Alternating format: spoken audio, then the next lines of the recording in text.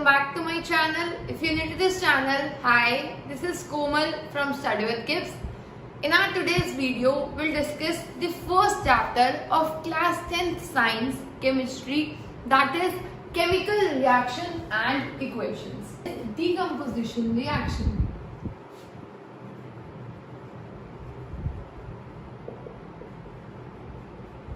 Now what is decomposition reaction? Decomposition reaction is the exact opposite of combination reaction. Combination reaction में दो substances को हम मिला रहे थे और एक substance बन रहा था. तो decomposition reaction में एक substance होता है और वो टूट जाता है और टूट के हमें दो या दो से ज़्यादा substances देता है. तो आप देखो जब दो मिलके एक बन रहे थे तो combination, एक टूट के दो या दो से ज़्यादा मिल रहा है तो डिकम्पोजिशन. हम बोलते हैं वो सब्सटेंस डिकम्पोज हो गया. अब जब आप एक सब्सटेंस को डिकम्पोज कर रहे हो, आपके पास एक सब्सटेंस पड़ा हुआ है, वो अपने आप तो नहीं टूट जाएगा दो में या तीन में. अगर आपके पास पानी है तो वो अपने आप तो किसी भी चीज में नहीं ब्रेक होगा. तो आपको क्या देनी पड़ती है? एनर्जी देनी पड़ती है. तो डिकम्पोजिशन रिएक्शन जो होते हैं they are mostly endothermic reactions. Endothermic क्यों बोल रही हूँ? क्योंकि इसमें हमें एनर्जी देनी पड़ रही है ताकि ये चीज ब्रेक हो. अपने आप ये ब्रेक नहीं होगी तो हमें एनर्जी देनी पड़ेगी और वो एनर्जी हम दे सकते हैं इन 3 फॉर्म्स. हम एनर्जी कितनी फॉर्म्स में दे सकते हैं? 3 फॉर्म. पहली होती है हीट की फॉर्म में. अब एक चीज को हीट करो, कुछ चीजें उड़ जाएंगी, कुछ चीजें रह जाएंगी, अलग कर लिया हमने चीजों को. तो जब डिकम्पोजिशन हीट से होता है तो वी कॉल दैट थर्मल और थर्मोलिटिक डिकम्पोजिशन.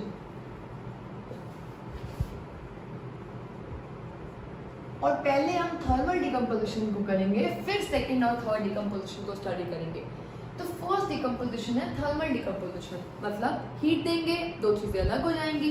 तो जब अलग होंगी, हीट से होंगी, तो उसे बोल रहे हैं थर्मल या फिर थर्मोलिटिक डिकम्पोजिशन. इसका बेस्ट एग्जांपल आपकी बुक में दिया हुआ है. आपको एक ट्यूब लेनी है, उसके अंदर आपको लेने हैं फेरस सल्फेट के क्रिस्टल्स.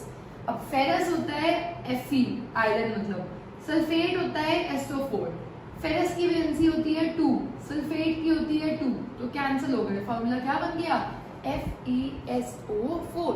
आपने एक बीकर में फेरस सल्फेट के क्रिस्टल्स लिए तो ले लिए. अब फेरस सल्फेट एक जो सॉल्ट होता है, इसके पास ना हमेशा एक कुछ वाटर मॉलिक्यूल्स बॉन्ड बना के रखते हैं.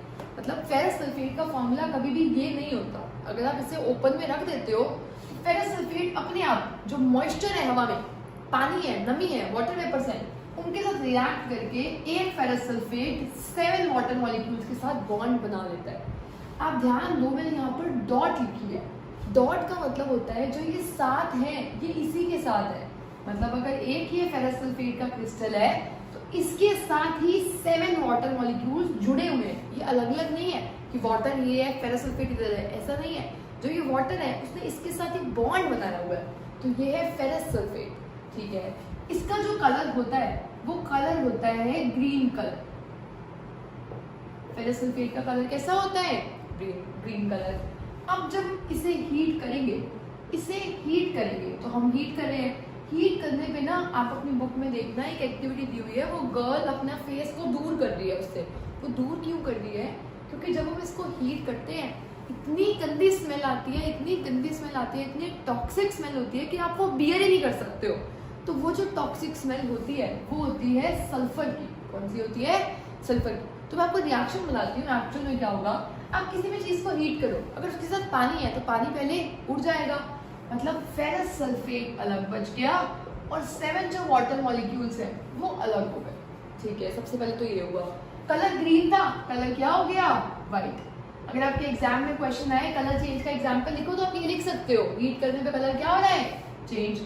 या इसके आगे वाला रिएक्शन लिख सकते हो. अभी भी आप फेरस सल्फेट को और हीट करते रहोगे. अभी तो सिर्फ पानी उड़ा है ना, आपको तो और स्प्लिट करना है, तो आपने और हीट किया. अब जब इस व्हाइट कलर को आप हीट करोगे तो फॉर्म होता है फेरिक ऑक्साइड. इसका कलर होता है reddish brown. Plus 2 gases form होती है. एक होती है सल्फर डाइऑक्साइड. डाई का मतलब होता है 2 oxygen, plus sulphur trioxide. Try का मतलब होता है 3 ऑक्सीजन. देखो हो क्या रहा है, आपने इसको हीट किया. हीट करने पे पहले तो पानी अलग हो गया अलग। अब इसमें बचा है फेरस सल्फेट बिना पानी वाला। जो बॉन्ड थे पानी वाले वो टूट गए, सबसे जल्दी टूटते हैं। उसके बाद अब जब इसे हम और हीट कर रहे हैं तो इसका जो कलर है वो पहले ग्रीन से हुआ था वाइट, अब वाइट से हो जाएगा रेडिश ब्राउन। तो जब भी कलर चेंज होता है तो कोई केमिकल रिएक्शन होती है, तो ये केमिकल रिएक्शन हुई है, ठीक है। तो रेडिश ब्राउन फॉर्म हुआ। और मैंने आपको बताया था जो यहाँ पे लड़की खड़ी है वो अपना फेस दूर कर रही है क्योंकि दोनों में सल्फर है। सल्फर जो गैस होती है वो हमारी बॉडी के लिए इनहेल करने के लिए अच्छी नहीं होती है, इट्स वेरी टॉक्सिक, तो हम उसे ब्रीथ नहीं कर सकते, इतनी टॉक्सिक गैस है। तो अगर कोई पूछे कि सल्फर की आइडेंटिफिकेशन क्या थी तो आपको बोलनी है सल्फर की जो स्मेल होती है वो होती है पंजेंट स्मेल, या फिर आप बोल सकते हो बर्निंग स्मेल। स्मेल किसकी होती है? सल्फर की। तो देखो फेरिक ऑक्साइड यहाँ पर बच गया Fe2O3, जो सल्फर है वो उड़ गया, सल्फर डाइऑक्साइड, सल्फर डाइऑक्साइड के वेपर्स फॉर्म हो गए, जो गैस है वो थी, तो वो बहुत गंदी है हमारे लिए ब्रीथ करने के लिए। अब इस टॉपिक से जो क्वेश्चन आते हैं ना, या तो वो आपको डायरेक्टली कह देगा give an example of thermal decomposition, तो आपको ये एग्जांपल लिखना है। अदरवाइज ना इस टॉपिक से नॉर्मल उन्हें मजा आता है पहेलियां बनाने में, पजल्स देने में। अब वो पजल्स कैसे देते हैं?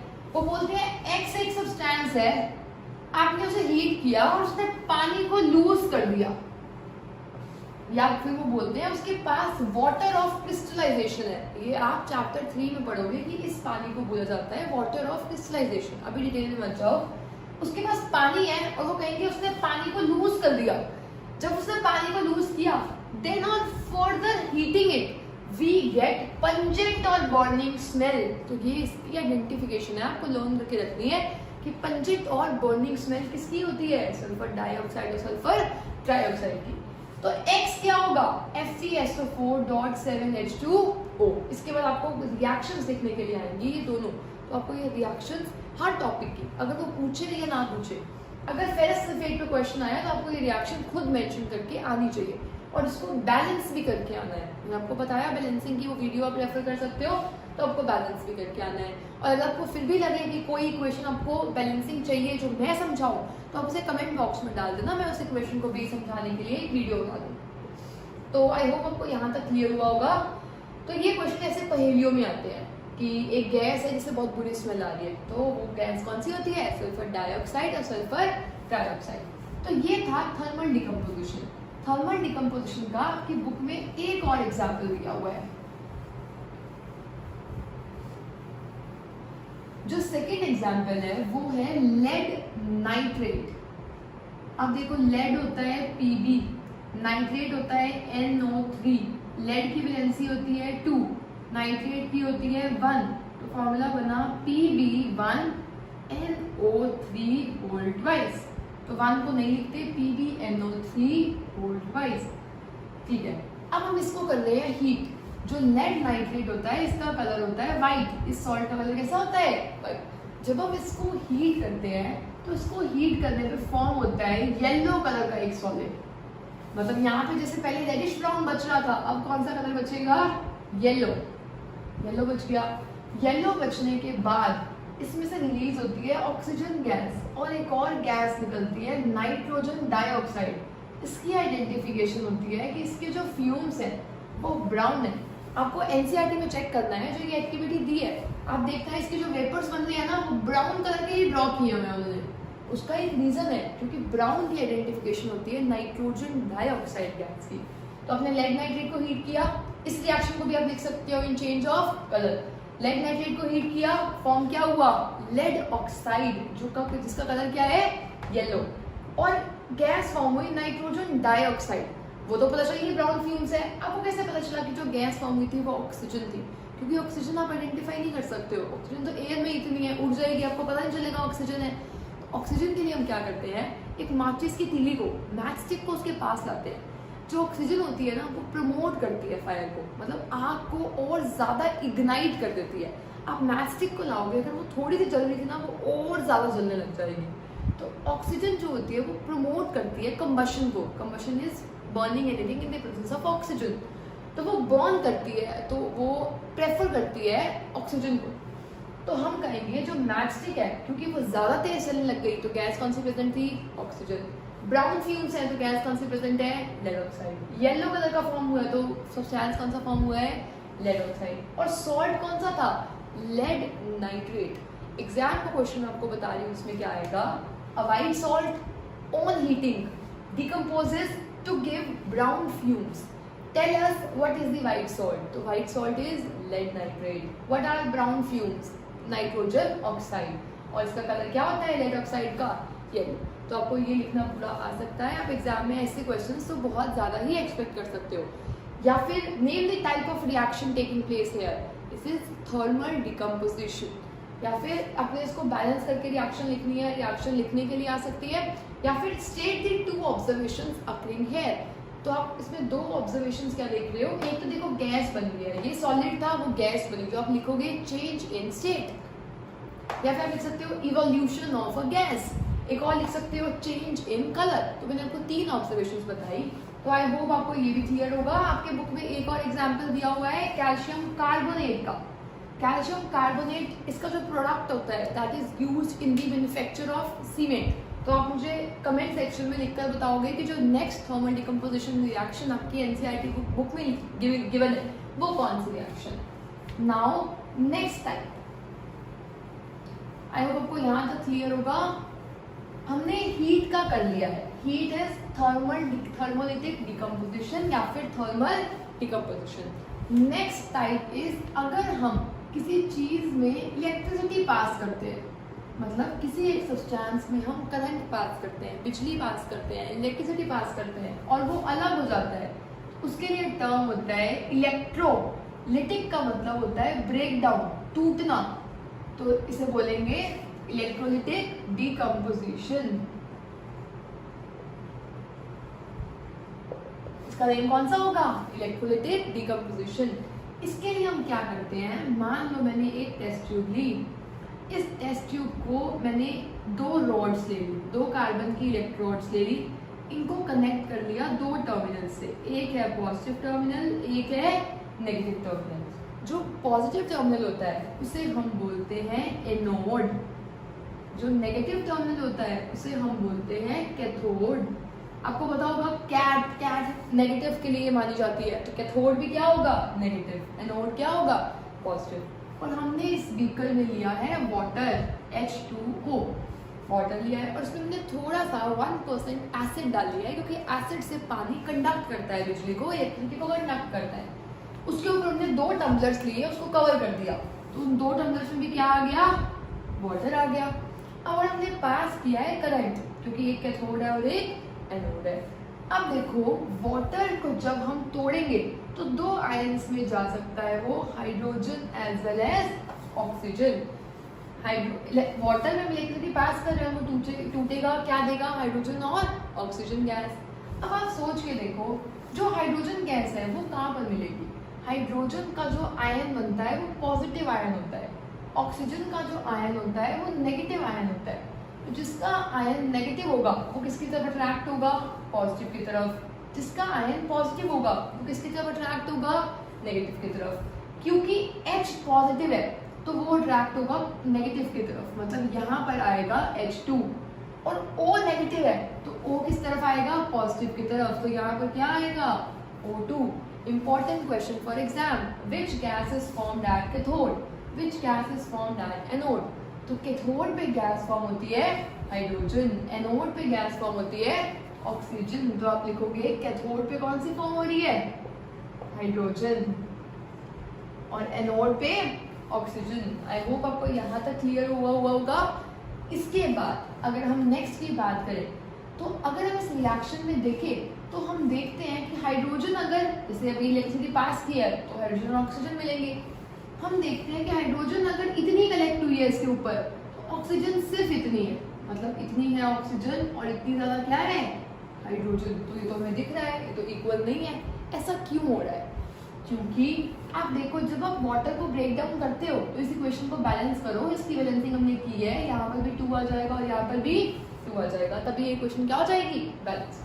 अब आप देखो जब वाटर टूटेगा, अगर 1 मोल ऑक्सीजन का है तो हाइड्रोजन का कितना मोल है, 2 मोल। इसका मतलब जितनी भी ऑक्सीजन फॉर्म होती है उससे डबल कौन सी गैस फॉर्म होती है, हाइड्रोजन। जितनी भी ऑक्सीजन फॉर्म हो रही है उससे डबल कौन सी गैस फॉर्म होगी? हाइड्रोजन। तो एग्जाम में क्वेश्चन आ सकता है in the electrolysis of water why is hydrogen gas form double. तो आपको ये रिएक्शन लिख के आना है एंड एक्सप्लेन करना है since if we balance this equation for 1 mole of oxygen released 2 moles of hydrogens are released, that is exactly double। तो जब भी वाटर टूटेगा जितना भी ऑक्सीजन बनेगा उसका डबल क्या बनेगा? हाइड्रोजन। अब हमें पता कैसे चलता है कि कौन सी गैस कहाँ पर हाइड्रोजन फॉर्म हुई थी या कहाँ पर ऑक्सीजन फॉर्म हुई थी? इसके लिए ना एक टेस्ट होता है, ब्रिंगिंग अ मैचस्टिक टेस्ट। अब उस मैचस्टिक टेस्ट में क्या होता है, आपको मैचेस की तीली लेके आनी है दोनों के पास, एक इसके पास और एक इसके पास। ऑक्सीजन का मैंने आपको भी टेस्ट बता दिया था। ऑक्सीजन के पास लेके आओगे तो फ्लेम और ज्यादा बर्न करता है, अच्छे से ग्लो करता है। हाइड्रोजन के पास लेके आओगे तो ये बर्न करता है और मतलब जो फायर है वो बुझ जाती है and it burns with a pop sound. It extinguishes fire with a pop sound. मतलब आप आवाज सुनोगे, पॉप पॉप की आवाज आएगी और जो माचिस की तीली है वो बुझ जाएगी। और ऑक्सीजन में वो बुझेगी नहीं बल्कि और ज्यादा ग्लो करेगी। हाइड्रोजन में it burns with a pop sound. Important question for exam. तो ये 3 इंपॉर्टेंट थे, कैथोड हाइड्रोजन और डबल की फॉर्म होती है और ये हाइड्रोजन और ऑक्सीजन का टेस्ट है। तो आई होप आपको यहाँ तक क्लियर हुआ होगा क्योंकि हमने इलेक्ट्रिसिटी पास की और ये 2 चीजों में टूट गया तो इस डिकम्पोजिशन को हम बोल रहे हैं इलेक्ट्रोलिटिक डिकम्पोजिशन। अब हम बात करते हैं थर्ड टाइप ऑफ डिकम्पोजिशन की। Now the third type of decomposition is photolytic decomposition. Photolytic decomposition. अब आप देखो, फोटो से आपको याद आएगा फोटोसिंथेसिस, तो उसमें क्या चाहिए होती थी? सनलाइट। इसमें भी क्या चाहिए होगी? सनलाइट, क्योंकि है तो डिकम्पोजिशन ही फोटोलिटिक की। तो जब सनलाइट के प्रेजेंस में कोई सब्सटेंस ब्रेक होगा तो उसे हम बोलेंगे फोटोलिटिक डिकम्पोजिशन। जैसे 2 सब्सटेंसेस होते हैं, सिल्वर क्लोराइड। सिल्वर का फॉर्मूला होता है Ag, क्लोराइड का होता है Cl। दोनों की वैलेंसी है 1, तो फॉर्मूला क्या बन गया? AgCl। तो जब हम सिल्वर क्लोराइड को धूप में रखते हैं तो सिल्वर बच जाता है और बचती कौन सी गैस है?